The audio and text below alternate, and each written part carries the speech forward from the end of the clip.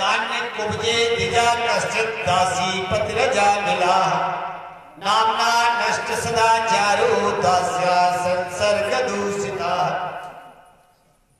परीक्षित, ये एक वेद पाठी ब्राह्मण थे और इनके पिता भी वेद पाठी ब्राह्मण थे।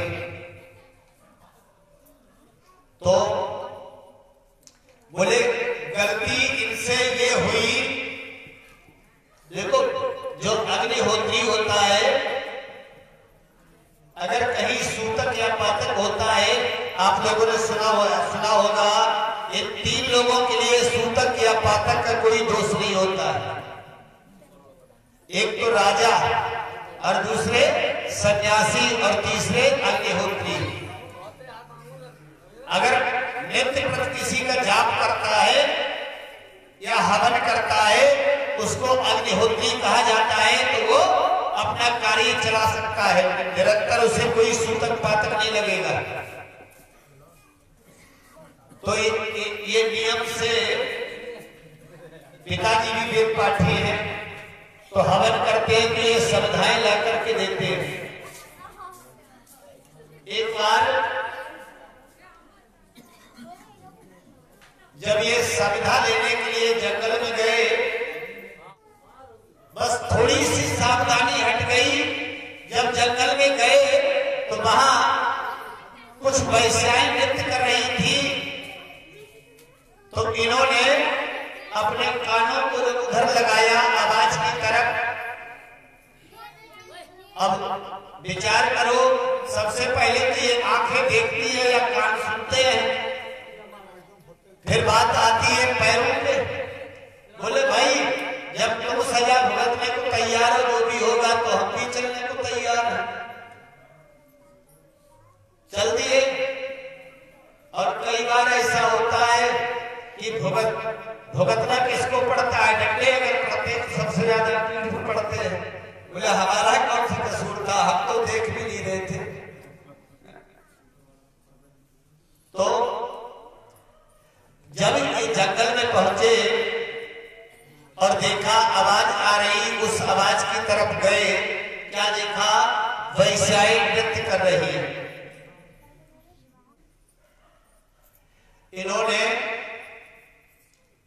जब देखा तो उनसे पूछा, भाई ये बताओ तुम काय के लिए घूम रहे हो? तो जो जैसा होता है अपना कर्मा बढ़ाता है, बढ़ाएगा नहीं बढ़ाएगा?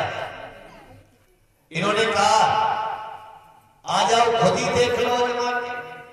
और देखो वही है, जब एक बार अगर सिनेमा देखने पहुंच गए तो फिर जीवन पर्यंत वही सिनेमा देखते रहे, वहां से निकल के वापस आए ही नहीं।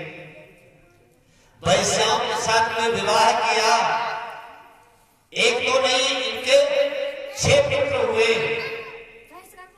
इनका इतना तिरस्कार कर दिया गांव वालों ने कि गांव के बाहर झोपड़ी डाल करके रहने लगे। अब उधर से कुछ महात्मा लोग निकले तो एक बार मन में विचार आया, भाई अगर जो जगत का कल्याण करता है वही तो संत है, जो जीवन ही संसार के प्रति समर्पण कर दे वही तो संत है, जो मान अपमान को त्याग दे वही तो संत है, जगत की भलाई करे वही संत है, जो जगत के प्रपंचों में फंसा है वो ग्रस्त है, जो निकल गया वो समझ लो संत है। इन्होंने सोचा अब ये तो जब कोई काम नहीं मिला तो हर काम करने लगे, चोरी डकैती इत्यादि सभी कार्य करने लगे। वो जो वैश्या थी वो घर पे है, संत लोग पहुंचे, माता कुछ भिक्षा मिलेगी, भोजन बनाने के लिए भूख लगी है, इसलिए हाथ जोड़ लिए, महाराज मैं वैश्या हूं, आप कोई और घर देख लो। बोले हमारा एक नियम है, हम एक ही घर से भिक्षा लेते हैं, और आज भाई अगर तू वैश्या है तो सूखे आटे में कोई दिक्कत थोड़ी है,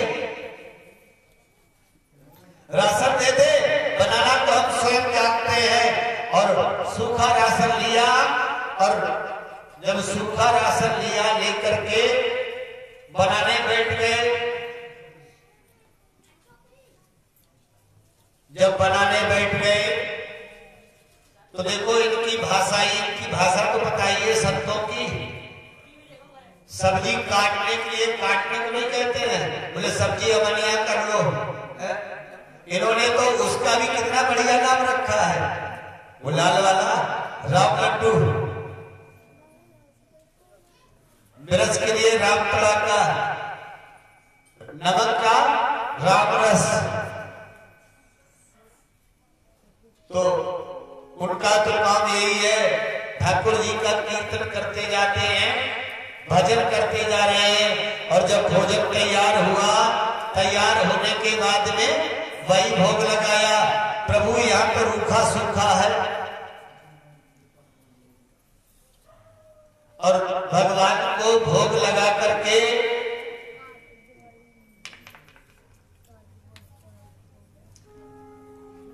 जब इन्होंने प्रसाद ग्रहण किया, इतने में देखा तो हाथ में नंगी तलवार लिए हुए वो भी आ गए।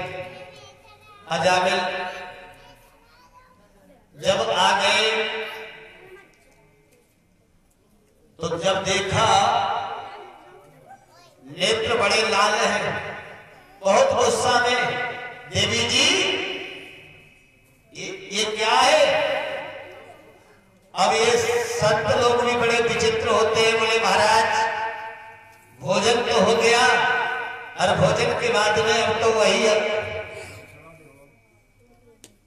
देखो वैसे नियम भी है, बोले दरबाहीनम बिना संध्या, जो हम आप लोग पूजा पाठ करते हैं तो अब तो आसन कई तरीके के हो गए सरलता के लिए, कि अगर कुशा का आसन नहीं है तो चलो गर्म आसन पे बैठ जाओ, ठंड ना लगे। वैसे बोले दरबाहीनम बिना संध्या और दक्षिणा बिना भोजनम, जो पूजा करते हैं वो कुशा के आसन पे ही करनी चाहिए, और दक्षिणा बिना भोजनम। अगर किसी संत को, किसी ब्राह्मण को अगर भोजन कराया और दक्षिणा नहीं दी तो बेकार है। तो बोले भाई अब तो वही दक्षिणा बाकी है, वो भी दे दो, हम चले। अजामिल बोला महाराज ये कोई कम है कि तुम्हारा ये झोली डंडा कमंडल हमने छीना नहीं, और चुपचाप निकल लो, नहीं तो छिनाने की इच्छा हो तो बताओ फिर। अब देखो ये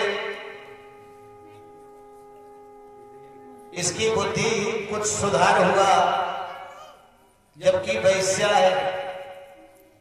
इसने कहा अरे क्या फर्क पड़ता है, अपने लोगों ने जीवन पर्यंत गलत काम किए, आज महात्मा आ गए तो पूछ लो कितने रुपए चाहिए, अरे तुम मत देना हम दे देंगे,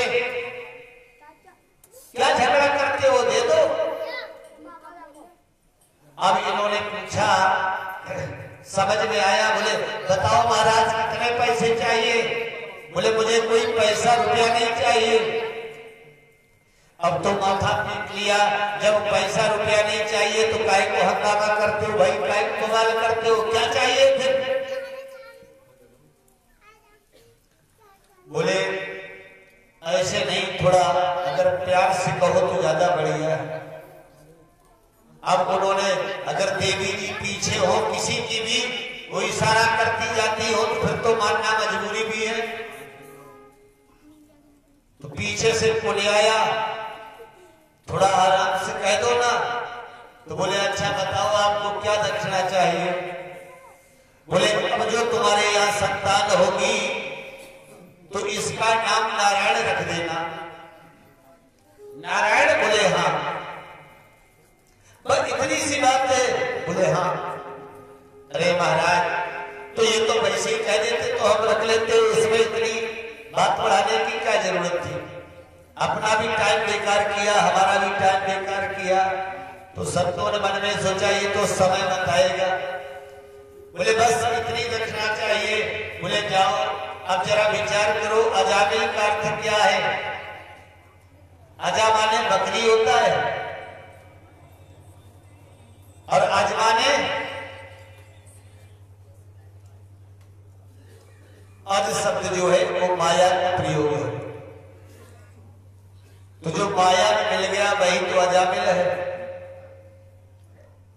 तो अजामिल तो हम सब हैं, कोई अलग है, सब अजामिल है। और वो समय भी सबके पास आना है। यहां समय बीता। अब देखो एक बात निश्चित होती है कि माँ बाप अपनी हर संतान को प्रेम करते हैं, पर पता है छोटा वाला या बड़ा वाला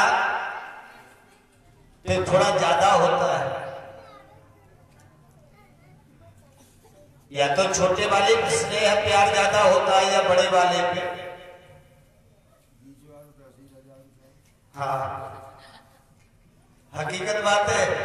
हमारे यहाँ भी ऐसा है, ये भी टच मोबाइल चला रहे हैं 10,000 का, छोटे वाले पे भी है, बीच वाले पे रहे। वो कहता है कभी कभी बनेगा तुझे हम दिला देंगे, थोड़े दिन रोक। तो ये जब छोटा बच्चा है, जब जन्म हुआ, अब कोई नाम रखने तो आया नहीं। जब कोई नहीं आया तो वही याद में आया, अरे बोले महात्मा क्या बता के गए? तो नारायण नाम रख लिया। जब नारायण नाम रख लिया, अब ये देखो एक विचार करना, वही कर्म वाली बात है। भगवान एक बार नहीं, एक गलती नहीं, 1000 गलती, करोड़ों गलती माफ कर देते हैं मेरे भाई। पर ये कर्म ऐसी चीज है, वो एक बार भी, एक गलती भी माफ नहीं करता है। अगर उंगली जरा सी आग में लग जाए तो ये कहोगे धोखे में लगी है, पर उसका कर्म ही जाना है, वो तुरंत फल देगा।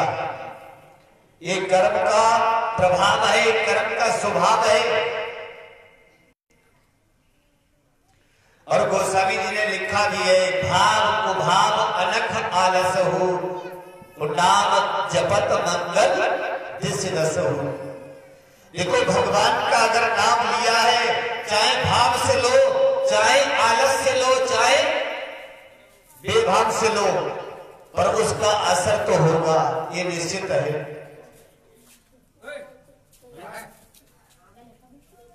जब भी उसको गोद में लेते हैं, अरे नारायण तूने आज खाना खाया या नहीं किया? खाया। अरे नारायण तू किधर गया? जब भी आवाज लगाते हैं, और वो जो है सत्कर्म इनके खाते में लिखा जाता है। और अंत तो गत्वा, अंत समय में ऐसा समय आया कि जब समय पूरा हुआ, अब इन्होंने तो इनको देखिए धर्मराज का जो स्वरूप बताया है, वो 32 भुजाएं बताई है धर्मराज के गरुड़ पुराण में। तो उनके जब दूत इनको लेने के लिए आए, और जब उनके भयंकर स्वरूप को इन्होंने इसने देखा, एकदम चिल्ला करके आवाज लगाई, अरे नारायण। और जब आवाज लगाई तो वो दूत वापस नहीं हुए। तो ये बोले हम तुझे लेने आए हैं। तो बोले तू मेरे पुत्र को, नारायण को नहीं जानता है? तो बोले बुला ले अपने नारायण को। फिर इसने आवाज लगाई, और जैसे ही आवाज लगाई, वो तीनों लोगों के पर्दे फाड़ते हुए आवाज पहुंच गई ठाकुर जी के कानों में। अपने तुरंत पार्षदों के लिए भेज दिया, और इन दूतों के लिए मार करके और अजामिल को छुड़ा करके अपने सुधान को लेकर के पहुंचे। ये नाम का प्रभाव है।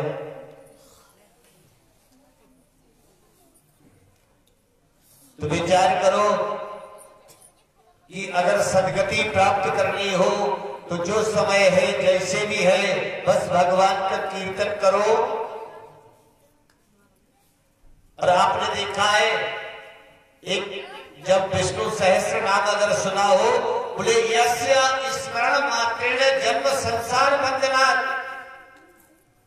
यानी जिसके यस्य स्मरण मात्रेण, स्मरण मात्र करने से क्या होता है, बोले जन्म संसार बंधनात्। तो विमुक्षते नमस्तस्मै विष्णुवे प्रभु विष्णुवे। इसलिए भगवान नारायण के ध्यान में मग्न रहो, कर्म कोई भी करते रहो, बस नारायण को याद करो, आपकी सदगति निश्चित होगी।